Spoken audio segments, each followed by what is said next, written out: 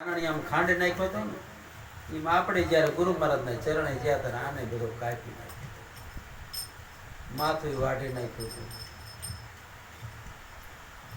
એમ વર પરિણાતા ભાંગી વ્યાલડી મરાણો આ કાયાનો સરદાર. જે બધી વર્તી આડીને ઓલી જે મન લઈ જતું ને એને બધાને મારી નાખ્યો. વળતી બધી સારી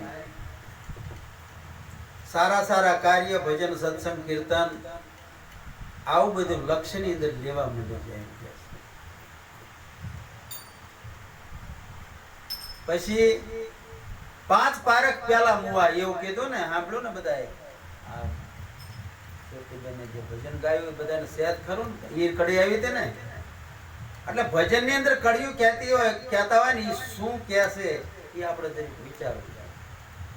નકરો તાલ હારો હોય ને રાગ હારો હોય એ નથી જોવાનું. આપણે તો શબ્દ શું કહે છે, સંતો શું કહે છે એ જરીક વિચાર કરવાનો.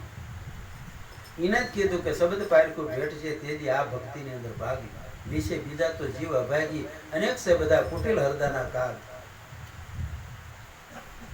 આ તો બધા સંતો ભેગા થયા છે, આ શબ્દ પારકું ભેગા થયા. આપણને સદગુરુના ચરણે જ્યાં ત્યારે આપણને પારક પદ આપ્યું છે, અને જો શબ્દને પારખી ન આપીએ તો શું કામ. એટલે 5 પારખ તો પેલા મુવા.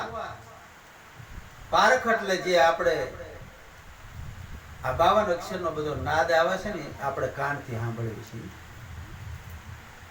કાનના દેવતા બેઠા છે એટલે આપણે બધા શબ્દ સાંભળીએ છીએ. પણ શબ્દ સારો આવ્યો કે સારો નથી આવ્યો